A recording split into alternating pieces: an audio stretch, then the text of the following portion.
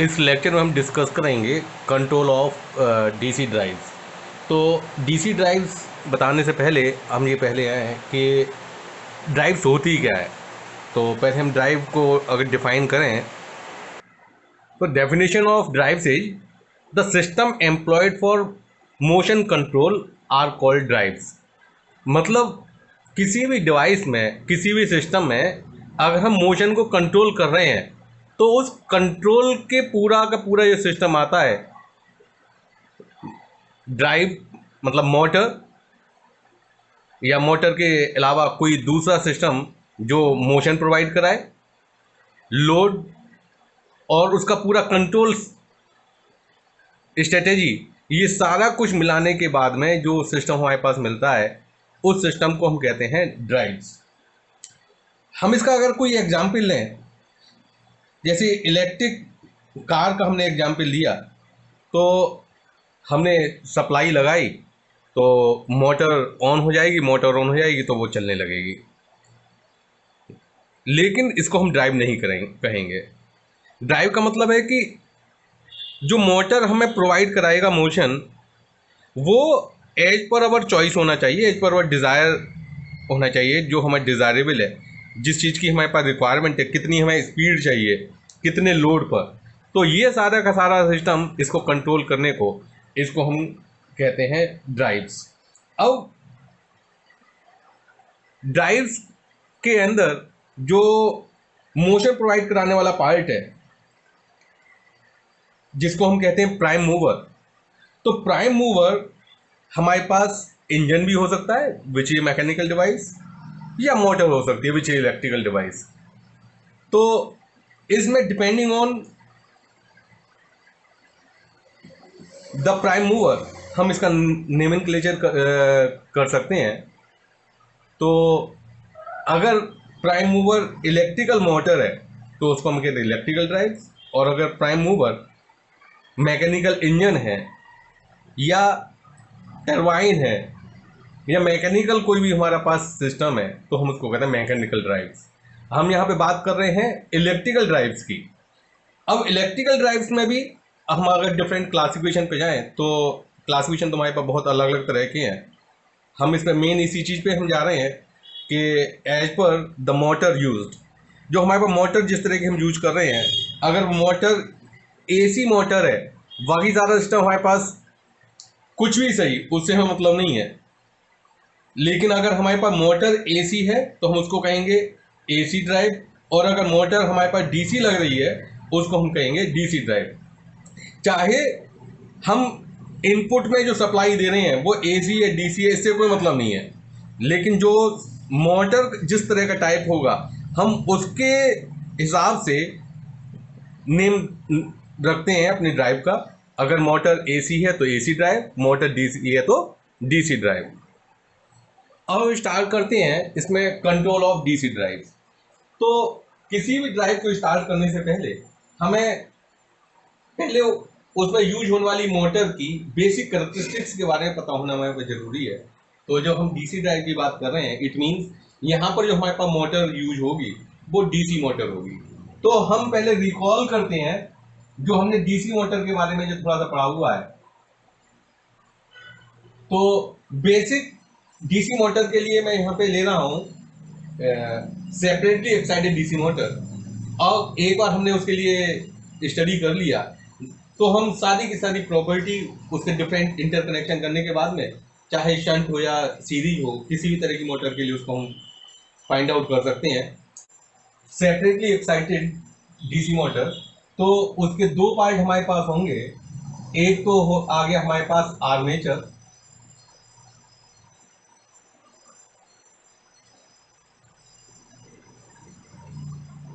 Armature के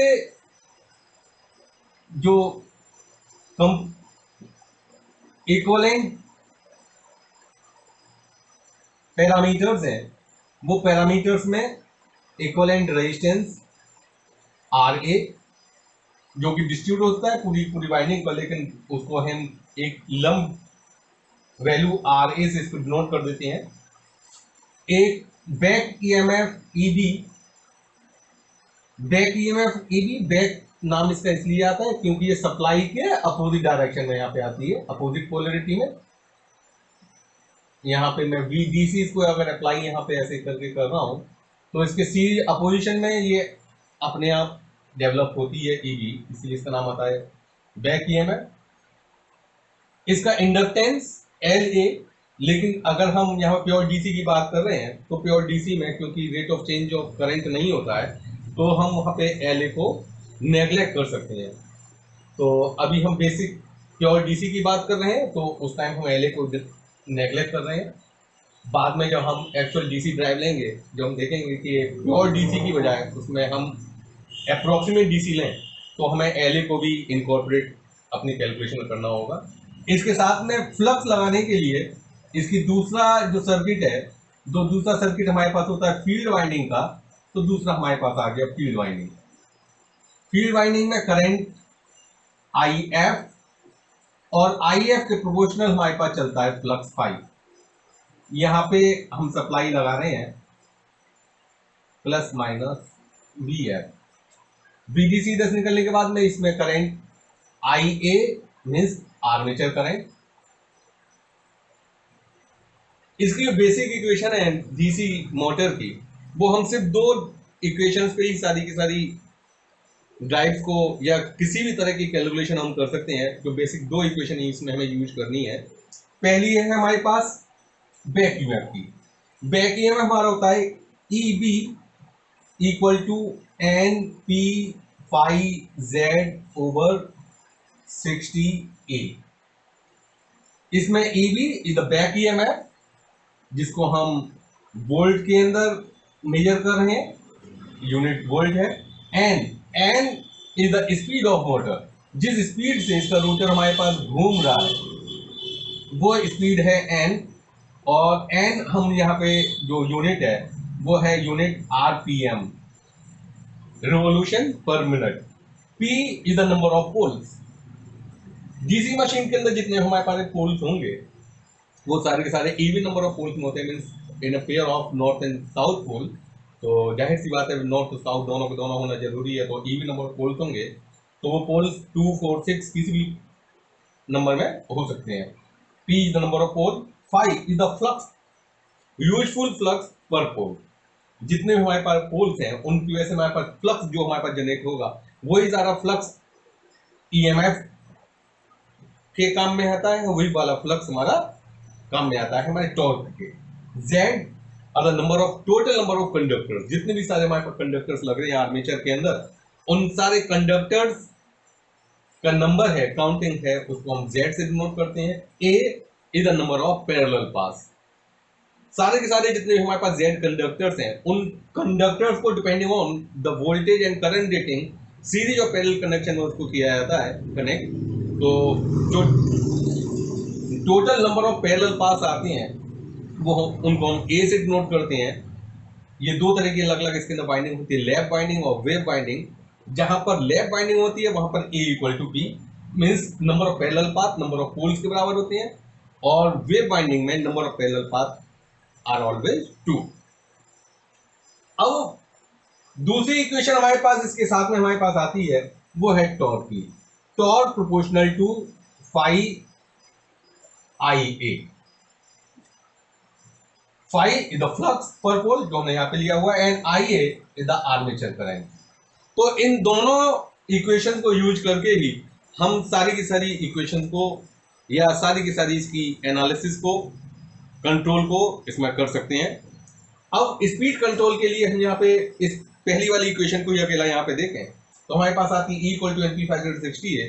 अगर मैं आर्मेचर सर्किट में KVL लगाऊं तो KVL जो हमारे पास आ रहा है वो है यहां से जो हमारे पास आया वो VDC equal to EV plus IARA, या इसके हिसाब से यहां पे हम बोले तो हमारे पास EV इक्वल टू आ गया VDC माइनस IARA। अब इसी को मैं यहाँ पे लेके आऊं, यहाँ पे हम यूज करें इस इक्वेशन को, तो इस इक्वेशन से EV में यहाँ पे N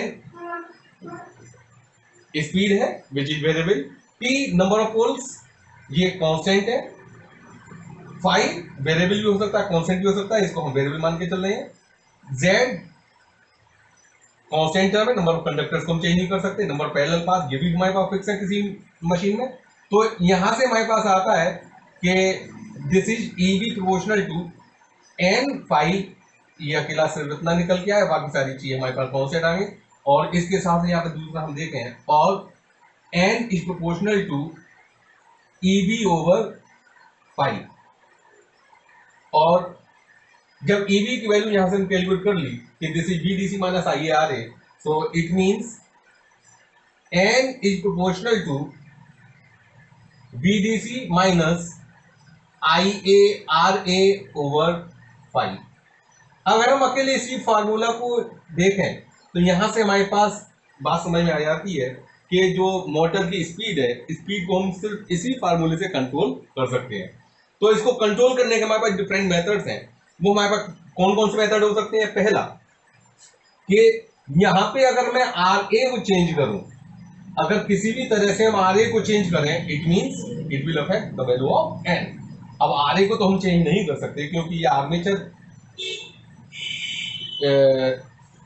का इक्विवेलेंट रेजिस्टेंस है, लेकिन हम यहाँ पे आर ए के साथ में अगर सीरीज में रेजिस्टेंस लगाएं तो आर ए को मैं यहाँ पे बोलूं कि total equivalent resistance of the series, इसका पूरा आर्मेचर सर्किट का, अकेले आर्मेचर की बजाय आर्मेचर सर्किट के यहाँ पे हम बोले तो हम उसको हम चेंज कर सकते हैं। तो अगर हमने आर ए को कंट्रोल कर लिया, it mean we can control the value of N. तो इसको हम कहते हैं आर्मेचर सर्किट रेजिस्टेंस कंट्रोल। तो स्पीड कंट्रोल के हमारे पास जो यहाँ पे डिफरेंट मेथड्स आए, तो पहला मेथड हो गया by controlling the value of R ए।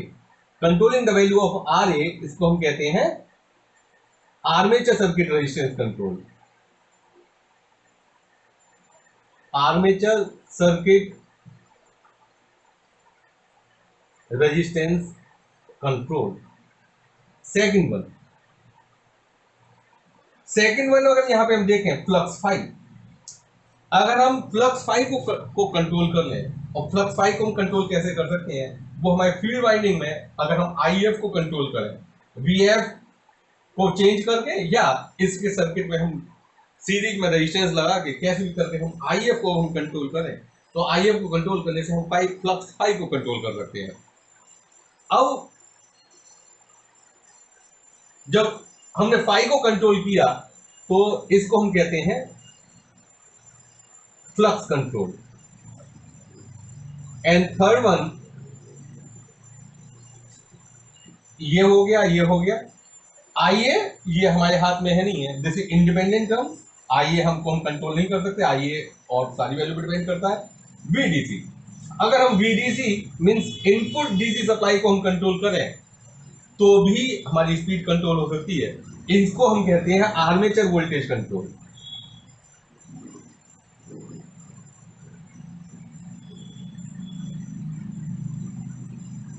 ये सबसे ज्यादा जो हमारा यूज किया जाता है इंडस्ट्री में, वो आर्मेचर वोल्टेज कंट्रोल का ही यूज किया जाता है। ये सबसे ज्यादा आसान है, सबसे ज्यादा फ्लेक्सिबल है।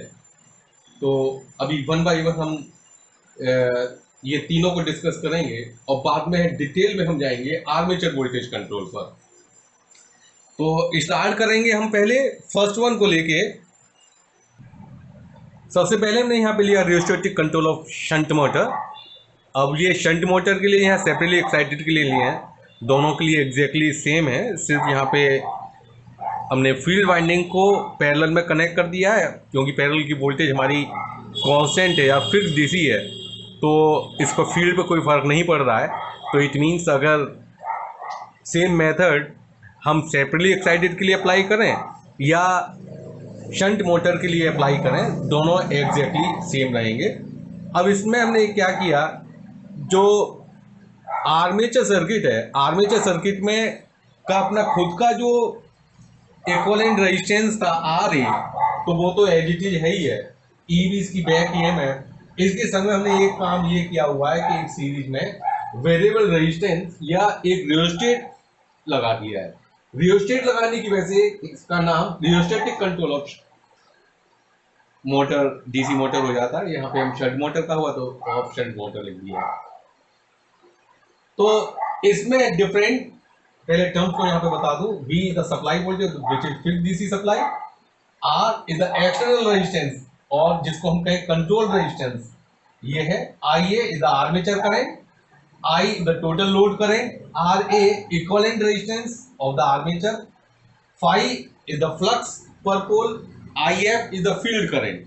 तो इसमें हम रियोस्टेटिक कंट्रोल में यहाँ पे हम देखें तो इससे पहले जो हमने इक्वेशन यहाँ पे बनाई थी स्पीड कंट्रोल की, वो बिल्कुल एग्जैक्टली वही सारी की सारी इक्वेशन यहाँ पे काम में आ रही हैं।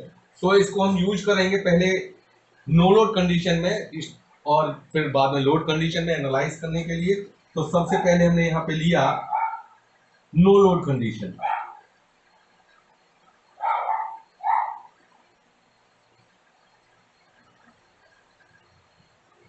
नो लोड कंडीशन में let say N naught is the no load speed.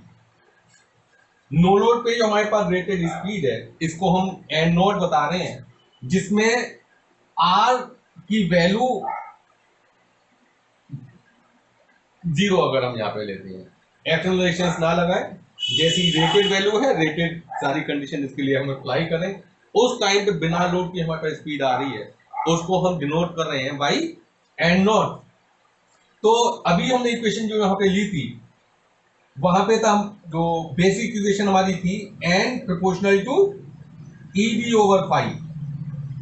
अब यहाँ पे क्योंकि फाई कांस्टेंट है तो इसका मतलब हो गया एन प्रोपोर्शनल टू ईबी। और दूसरा, क्योंकि अब यहाँ पे नो लोड कंडीशन ले रहा हूं तो एन की बजाय यहाँ पे आ गया एन नॉट, तो ये हमारे पास इक्वेशन आ गई N naught proportional to EB. So this is equation number 1। अब यहां पे अगर हम केवीएल अप्लाई करें इन आर्मेचर सर्किट तो वो आ जाएगा EV equal to V minus IA RA। तो ये हमारा, इस इक्वेशन को हम इक्वेशन नंबर 1 को रीराइट कर सकते हैं N naught proportional to V minus IA RA। पहले हम बता चुके हैं क्योंकि जब हमने एन नोट यहाँ पे लिया R इक्वल टू 0 तो उसको लिखने की हमारे पास जरूरत नहीं है। अब इसके आगे हम यहाँ पे देखें कि ये नो लोड की कंडीशन में पहली चीज IA की वैल्यू भी बहुत कम है जब नो लोड लगाया हुआ है। दूसरा, RA की जो जनरल वैल्यू होती है this is very very small, तो IA RA is very very small और V से negligible as compared to the value of V। So we can write from this equation n naught proportional to V। this is equation number 2।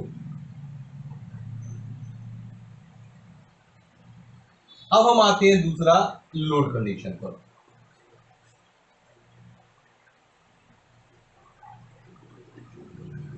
Which is general condition. तो general condition में हम n general ले रहे हैं, तो यहां पे n हमारे पास आता है n proportional to EB over 5 और 5 फिर से हमारे पास कांस्टेंट है, it means n proportional to EB। This is equation number 3। अब हमारे पास ये हमने बेसिक इक्वेशन हमने इसकी फाइंड आउट कर ली फॉर नो लोड कंडीशन और लोड कंडीशन, और इसमें फिर से EB को भी मैं इन टर्म्स ऑफ, क्योंकि EB तो मेजरेबल क्वांटिटी नहीं है तो मेजरेबल क्वांटिटी टर्म्स यहाँ पे लिखें तो यहाँ पे केवीएल अप्लाई लगाएंगे। तो ये हमारा आ गया n प्रोपोर्शनल टू EB की जगह आता है हमारा V माइनस IA। पहले में यहाँ पे लिया था V माइनस IA, लेकिन यहाँ पे V माइनस IRA नहीं होगा। क्यों? क्योंकि अब जब जनरल कंडीशन ले रहे हैं तो सीरीज में हमारे पास R भी आ चुका है, तो ये हो जाएगा V minus IA RA plus R। This is equation number 4। अगर हम अब इक्वेशन नंबर 2 को इक्वेशन नंबर 4 को इन दोनों को हम एक साथ यहाँ पे ले रहे हैं तो इक्वेशन नंबर 4 को हमें डिवाइड करूं इक्वेशन नंबर 2 से, then we have n by N naught, n by N naught equal to, यहाँ पर प्रोपोर्शनलिटी, इसमें प्रोपोर्शनलिटी, इसमें प्रोपोर्शनलिटी, दोनों में सेम प्रोपोर्शनलिटी सिंबल चल रहा है एन और वी के लिए, तो ये डायरेक्टली इक्वल टू का सिंबल आ जाएगा। जैसे v minus I A R A plus R divided by, इधर आ गया, और this equal to v over v equal to 1 minus I A R A plus R divided by v N over N naught, या हम कहें N equal to N naught 1 minus I A R A plus R divided by V. अब इसी equation के हिसाब से हम आगे की सारे कंक्लूजन को ड्रॉ कराएंगे। अब हमें सिर्फ जो इक्वेशन नंबर 5 यहाँ पे लिखी थी उसी की जरूरत पड़ेगी। अब इस इक्वेशन नंबर 5 में यहाँ पे देखें कि अगर इस पूरी इक्वेशन में आर ए तो हमारे कंट्रोल में है नहीं है, आर ए फिक्स वैल्यू है, वी को हम फिक्स वैल्यू रख रहे हैं, आई ए हमारे कंट्रोल में नहीं, दिस इज अनकंट्रोल्ड क्वांटिटी और independent quantity, sorry dependent quantity. सिर्फ आर हमको यहाँ पे हम चेंज कर रहे हैं, तो यहाँ पे हम देख रहे हैं कि अगर आर की वैल्यू को हम इंक्रीज करते हैं, अगर आर की वैल्यू को इंक्रीज करते हैं तो it means R A plus R increase होगा, I A R A plus R over B की वैल्यू इंक्रीज होगी, it means 1 minus I A R A plus R की वैल्यू डिक्रीज होगी, it means N not into ये सारी value ये decrease होगी, it means we से कि एन विल डिक्रीज। तो इस तरह से हम इस स्पीड को एन को हम कंट्रोल कर सकते हैं by increasing the value of R. जब आर की वैल्यू यहाँ पे 0 है तो उस केस के लिए N equal to N naught which is the rated speed, no load speed, और उसके बाद में आर को हम जैसे जैसे इंक्रीज करेंगे तो स्पीड हमारी डिक्रीज होती जाएगी फ्रॉम द रेटेड वैल्यू।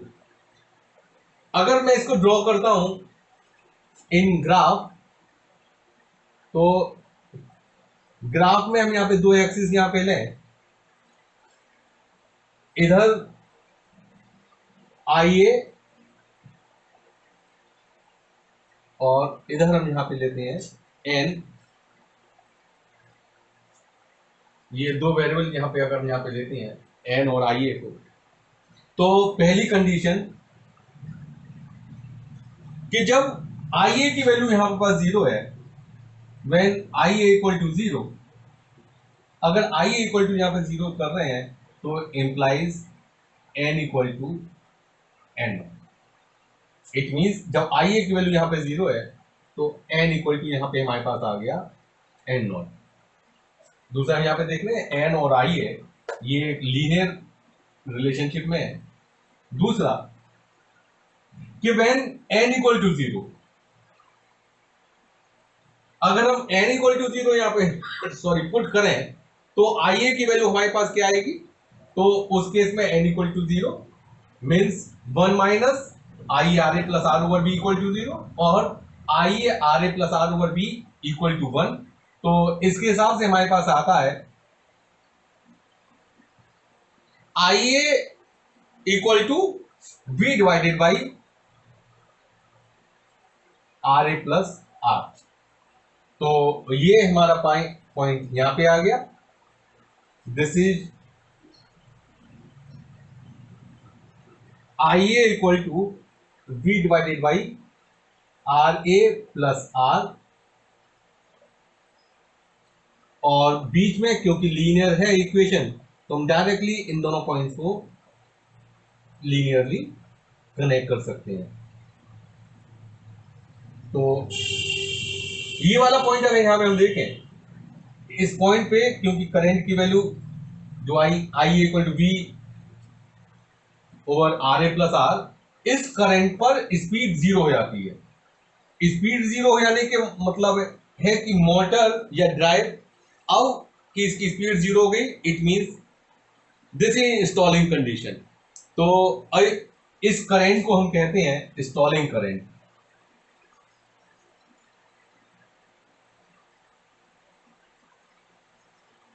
मतलब अगर मोटर का करंट इतना हो जाता, आर्मेचर का करंट इस वैल्यू के इक्वल अगर हो जाएगा, तो उस केस के लिए मोटर की स्पीड जीरो हो जाएगी।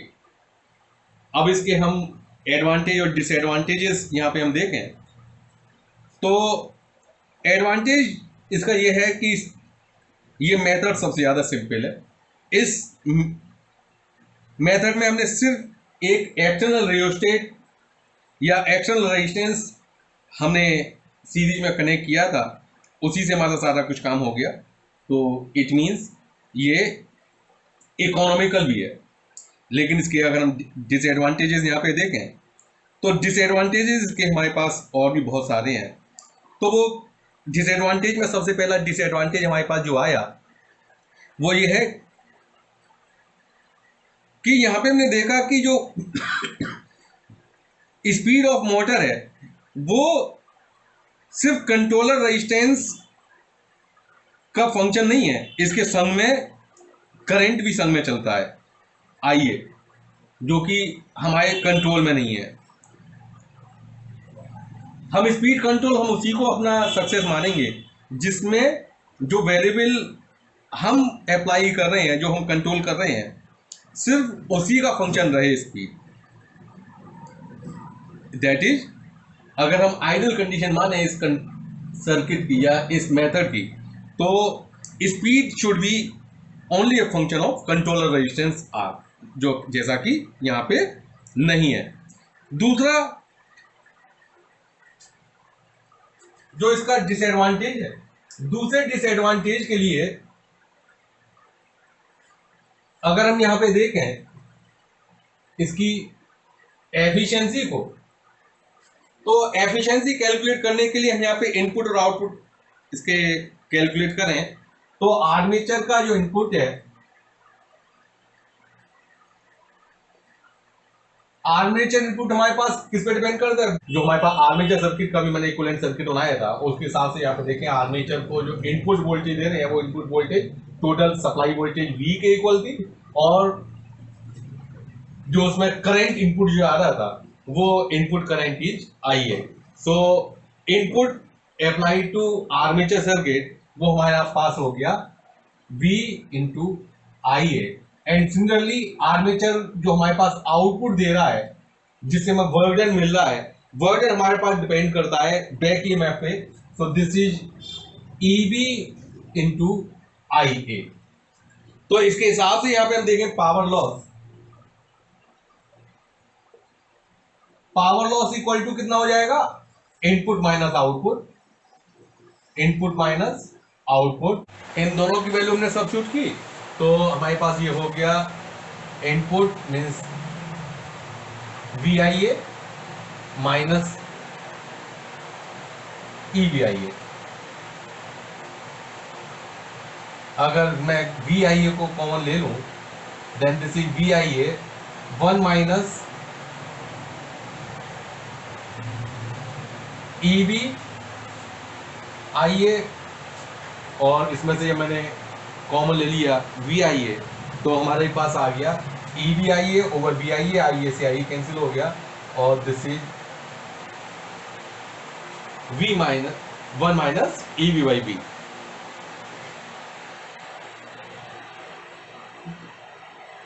अब मैं इसको कंपेयर करूं पावर लॉस को with the armature input which is applied, तो हमारे पास ये आ गया power loss by armature input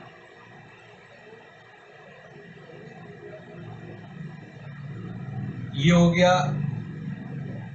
VIA 1 minus EB over B over VIA दोनों आपस में कैंसिल हो गए, तो ये हमारे पास बचता है 1 माइनस EB ओवर B। इससे पहले हम यहाँ पे हम देख चुके हैं कि EB ओवर B कि value n over n naught के हमारे पास इक्वल आ रही थी, तो it mean this is equal to 1 minus n by n naught. अब इसको और हम सिंप्लीफाई कर सकते हैं, this is equal to n naught minus n over n naught. यहां पे n नॉट माइनस n क्या है, ये है difference in speed from no load to the actual condition. यहाँ पे एन नॉट था नो लोड के लिए और एन है एक जनरल वैल्यू।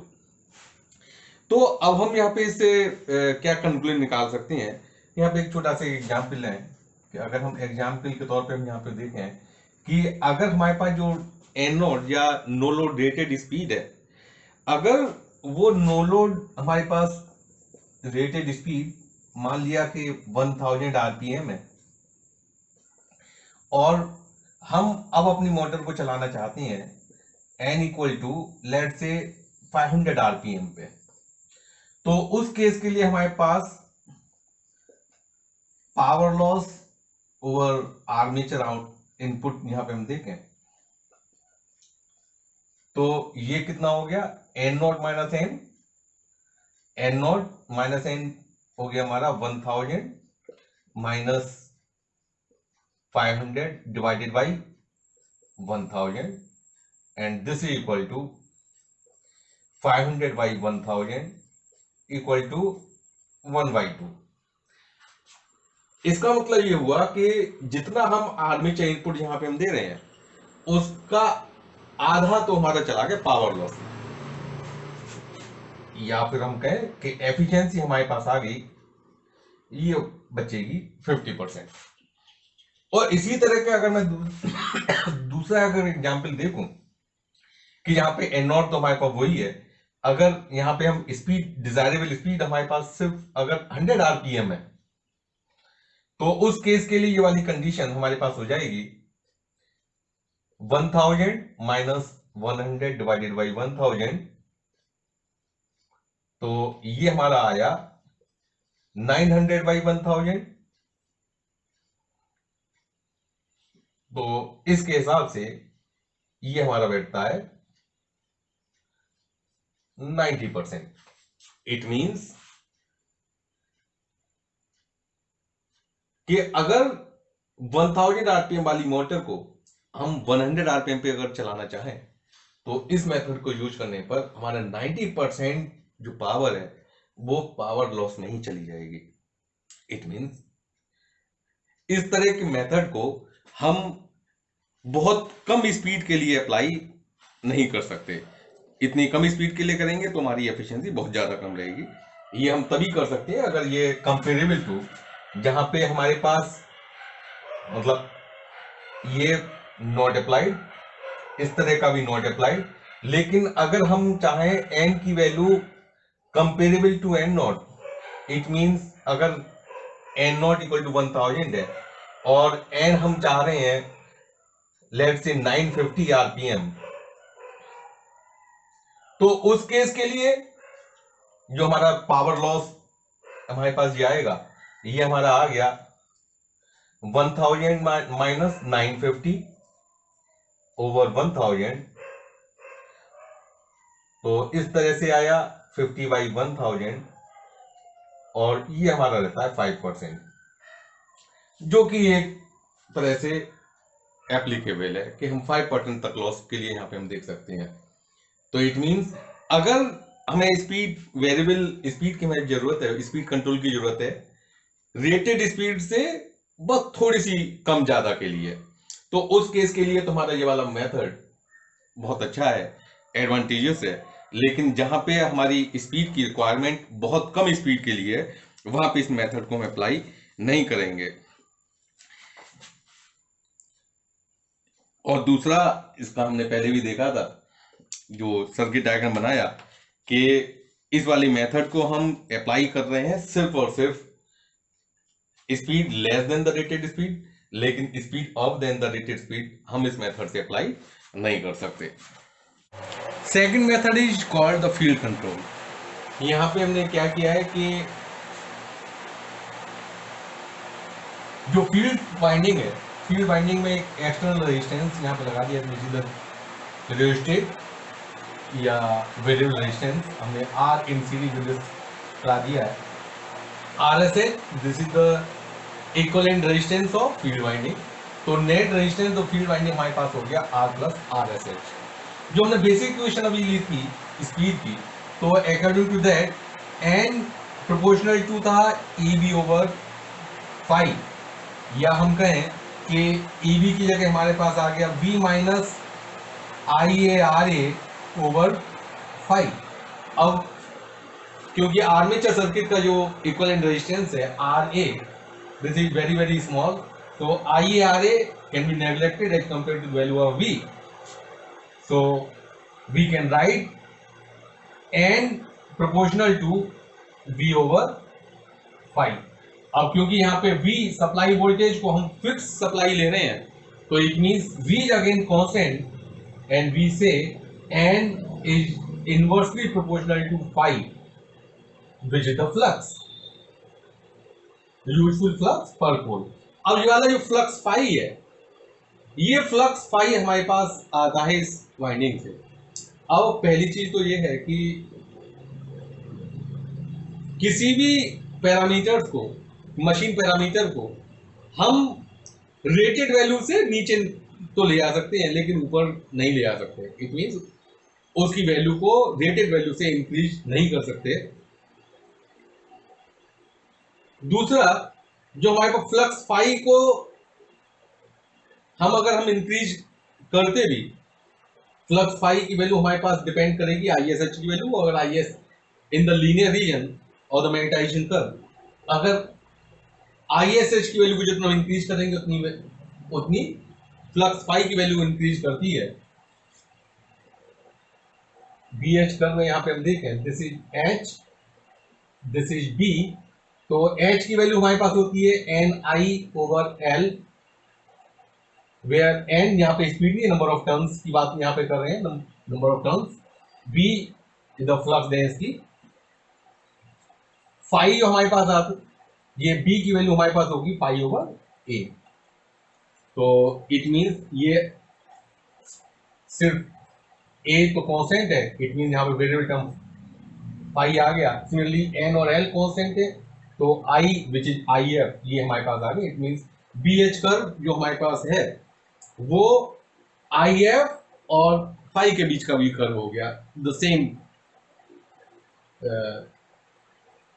कर्व।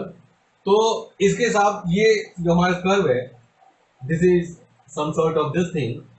जनरली जितनी हमारी सारी मशीन्स होती हैं, उन सारी मशीन्स की डिजाइनिंग हम करते हैं at the verge of knee point, जहां पे ये सैचुरेशन की तरफ जाने वाला होता है कर्व, उसके नी पॉइंट पर, वहीं पर हम डिजाइन करते हैं सारी सारी मशीन्स को to get the maximum benefit of the material use for the core.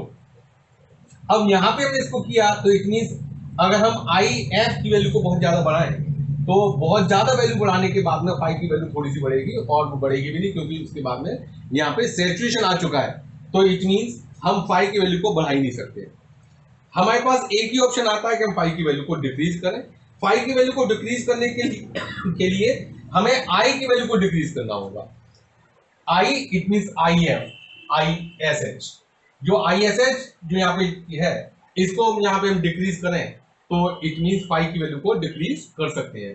अब आई एस एच की वैल्यू को डिक्रीज करने के लिए यहाँ पे हम देखें कि ये वाला सर्किट का पार्ट है, this is connected in parallel to the supply voltage.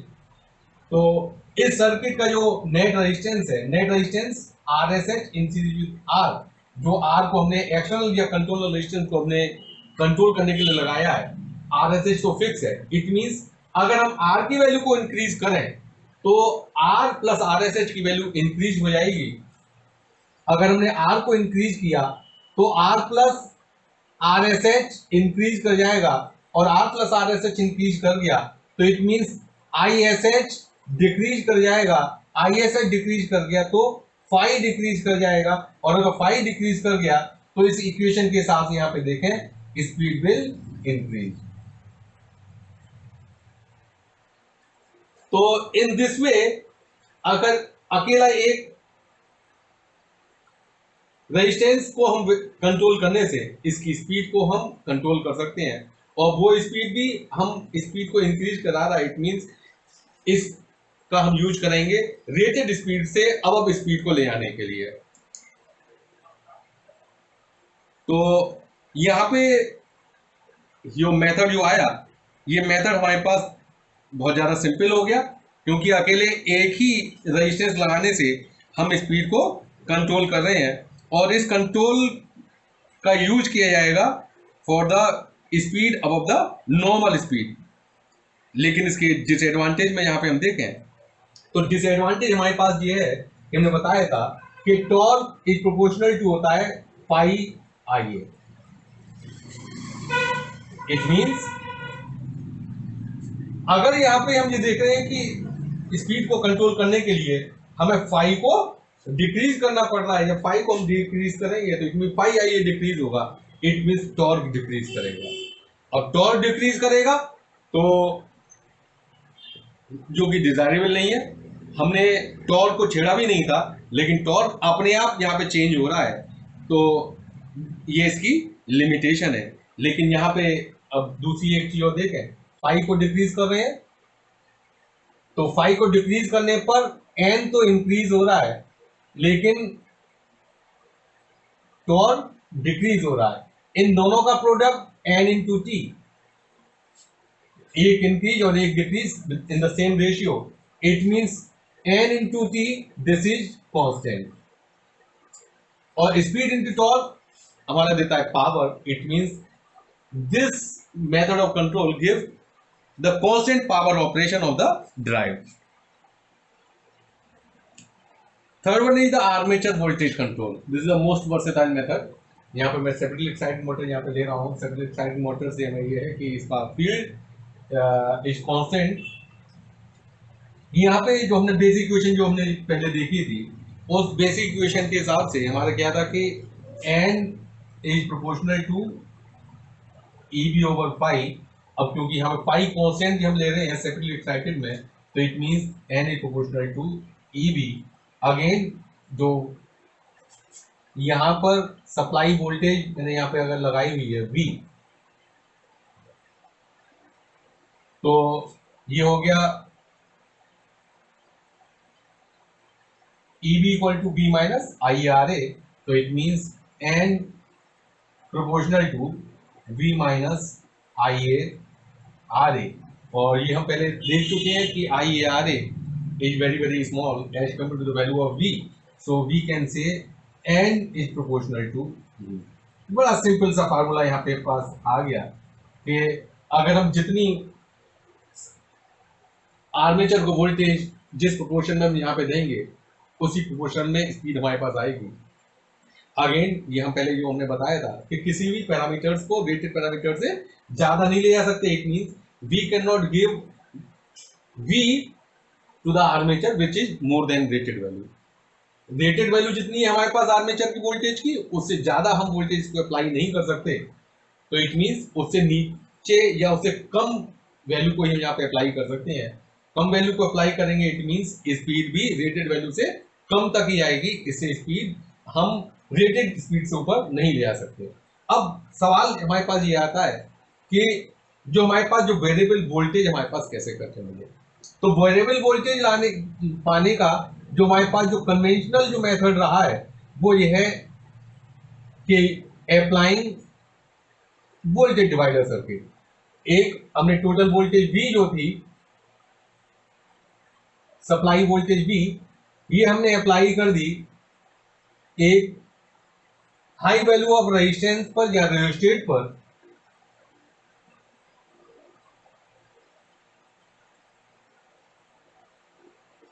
और उसमें से एक कनेक्शन हम यहां पे दे दिया to the armature. This is your state और द एक्सटर्नल रेजिस्टेंस। अब हम यहां पे देखें कि ये वाला टर्मिनल अगर यहां तक है नीचे की तरफ, तो इट मींस आउटपुट जो वोल्टेज हमारे पास मिल रही है वो 0 मिल रही है। तो V equal to 0, N equal to 0। और जैसे जैसे करके इस टर्मिनल को हम ऊपर की तरफ यहाँ पे लेते जाएंगे तो पूरी पूरी वोल्टेज V हमारे पास V की वैल्यू बढ़ती जाएगी। एंड फाइनली अगर V की वैल्यू यहाँ पे इस टर्मिनल की वैल्यू को हम ऊपर ले जाएं तो पूरी की पूरी supply voltage V will be appeared across the armature, तो उस केस के लिए रेटेड वोल्टेज आ जाएगी। तो रेटेड वोल्टेज होगी तो रेटेड वोल्टेज के हिसाब से रेटेड स्पीड आ गई, और in between maximum and minimum points हम यहाँ पे कोई से भी पॉइंट पे इसको ले आके किसी भी स्पीड को हम ले सकते हैं। तो this method is very very simple, क्योंकि यहाँ पे किसी भी तरह की वोल्ट स्पीड को हम गेट कर सकते हैं यूजिंग दिस एक्सटर्नल रेजिस्टेंस। अब इसका एडवांटेज तो अभी ने जो देखा कि सबसे ज़्यादा सिंपल है बहुत ज़्यादा आपके लिए कि एक्सटर्नल रेजिस्टेंस की यहाँ पे जरूरत पड़ रही है, और स्पीड बेस स्पीड से नीचे मीन्स रेटेड स्पीड से नीचे हम कोई सी भी स्पीड को ऑब्टेन कर सकते हैं। लेकिन जो इसका सबसे बड़ा डिसएडवांटेज ये आया कि जो हमें यहाँ पर वेरिएबल वोल्टेज चाहिए, वेरिएबल वोल्टेज को पाने के लिए हमने यहाँ पे एक्सटर्नल रेजिस्टेंस लगाया है, एंड व्हेनेवर इस resistance appears in electrical circuit, it gives power loss। तो यहाँ पे हमारे पास पावर लॉसेस बढ़ जाएंगे। तो इन पावर लॉसेस को बढ़ जाने की वजह से हम इस कंट्रोल का यूज नहीं करते। लेकिन जब से हमारे पास पावर इलेक्ट्रॉनिक्स हमारे पास आई, तो using the power electronics we can get variable voltage very easily. AC के केस में तो हम ट्रांसफॉर्मर का यूज कर लेते हैं, लेकिन डीसी के केस में क्योंकि ट्रांसफॉर्मर नहीं होते, तो जब से पावर इलेक्ट्रॉनिक्स आई है, पावर इलेक्ट्रॉनिक्स कन्वर्टर्स का यूज करके we can get variable DC supply voltage very easily. और वेरिएबल डीसी वोल्टेज सप्लाई को अगर मैं यहाँ पे अप्लाई कर दूँ आर्मेचर के across, then we can control this speed very easily in very efficient method. तो इसी वजह से इस मेथड को कहा जाता है मोस्ट वर्सेटाइल मेथड। आगे हम जो कंट्रोल ऑफ डीसी ड्राइव्स यहाँ पे हम पढ़ेंगे, उसमें सबसे ज्यादा सिर्फ इसी मेथड का यूज करेंगे, आर्मेचर वोल्टेज कंट्रोल। तो आर्मेचर वोल्टेज कंट्रोल करने के लिए, क्योंकि सप्लाई जो हमें चाहिए DC supply, variable DC supply, तो वेरिएबल डीसी सप्लाई पाने के लिए हम यहाँ पे दो मेथड का यूज करेंगे। Either we can use controlled rectifier,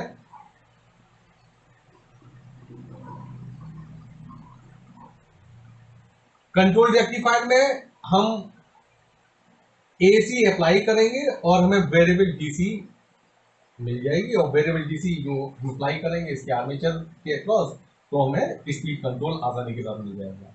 या हमारे पास दूसरा मेथड है कि कंट्रोल रेक्टिफायर की बजाय अगर हमारे पास इनपुट डीसी है, तो डीसी को ही कंट्रोल डीसी में कन्वर्ट कर सकते हैं यूजिंग